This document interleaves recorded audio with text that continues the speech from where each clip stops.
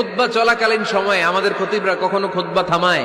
প্রথম খুতবা শেষ, বসে, তারপরে দ্বিতীয় খুতবা। খুতবার মাঝখানে কোনো থামাথামি নাই। আল্লাহ রাসূল সাল্লাল্লাহু আলাইহি ওয়াসাল্লাম এটা কত প্রাণবন্ত ছিল।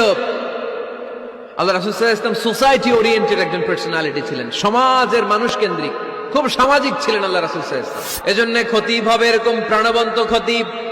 সমাজে কি চলে, কি ক্রাইসিস, কি সংকট, ইয়াংরা কোন সমস্যায় ভোগে, আমাদের রাজনৈতিক অঙ্গনে কি সমস্যা, আমাদের অর্থনৈতিক অঙ্গনে কি সমস্যা, আমাদের সামাজিক অঙ্গনে কি সমস্যা, আমাদের পরিবারগুলোর ভেতরে কি ঝামেলা, প্রত্যেকটা কথা মসজিদের মিম্বার থেকে আসার দরকার আছে না নাই? আল্লাহর হাবিব সাল্লাল্লাহু আলাইহি ওয়াসাল্লাম মসজিদে নববীতে জুমার খুতবা দিচ্ছেন। খুতবা চলাকালীন সময়ে এক সাহাবী এসে মসজিদের মধ্যে বসে পড়লেন। আল্লাহর হাবিব সাল্লাল্লাহু আলাইহি ওয়াসাল্লাম সাহাবীরে বললেন, দাঁড়াও। সাহাবী দাঁড়ালেন। আল্লাহর নবী জিজ্ঞেস করলেন, কেন বসে বললা? 2 রাকাত পড়ছো নাকি? সাহাবী বলে, পড়ি নাই।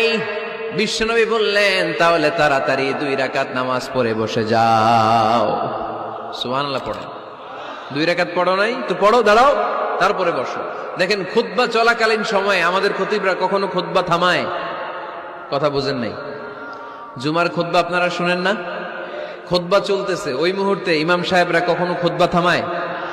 মাঝখানে কোনো ঝামেলা হইলে থামায় না। প্রথম খুতবা শেষ, বসে, তারপরে দ্বিতীয় খুতবা। খুতবার মাঝখানে কোনো থামাথামি নাই। কিন্তু আল্লাহর হাবিব সাল্লাল্লাহু আলাইহি সাল্লাম কেমন খতিব ছিলেন দেখেন।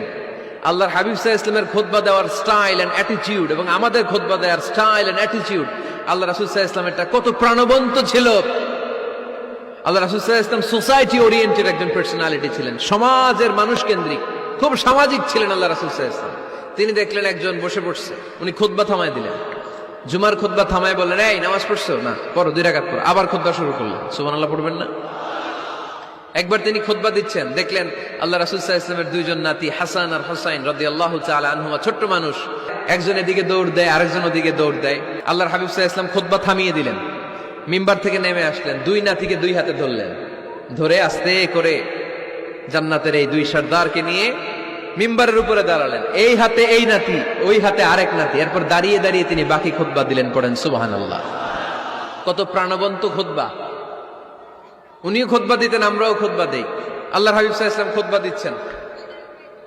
এক সাহাবী এসে বলল, ইয়া রাসূলুল্লাহ, মদিনায় দুর্ভিক্ষ, বৃষ্টি নাই, আপনি বৃষ্টির দোয়া করেন। রাসূল সাল্লাল্লাহু আলাইহি ওয়াসাল্লাম খুতবা থামায় দিলেন, থামাই দিয়ে দোয়া শুরু করলেন। আল্লাহুম্মা আসকিনা গাইসান মুগীসান মারিআন মুরিআন নাফিআন গায়রা দার আজিলান গায়রা আজিল।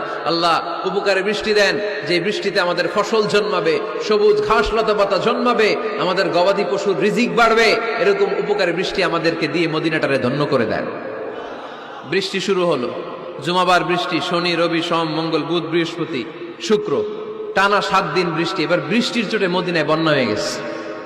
এতদিনে দুর্ভিক্ষ, এতদিনে কি? এখন বৃষ্টির বরকতের দোয়া করছে, বৃষ্টিতে এবার বন্যা।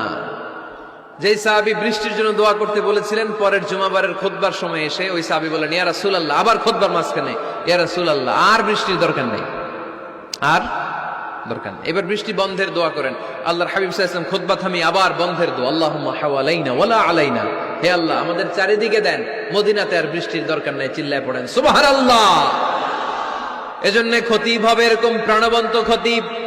সমাজে কি চলে, কি ক্রাইসিস, কি সংকট, ইয়াংরা কোন সমস্যায় ভোগে, আমাদের রাজনৈতিক অঙ্গনে কি সমস্যা, আমাদের অর্থনৈতিক অঙ্গনে কি সমস্যা, আমাদের সামাজিক অঙ্গনে কি সমস্যা, আমাদের পরিবারগুলোর ভেতরে কি ঝামেলা, প্রত্যেকটা কথা মসজিদের মিম্বার থেকে আসার দরকার আছে না নাই? আল্লাহর হাবিব সাল্লাল্লাহু আলাইহি ওয়াসাল্লাম এভাবেই সমাজকে ঠিক করে দিতেন।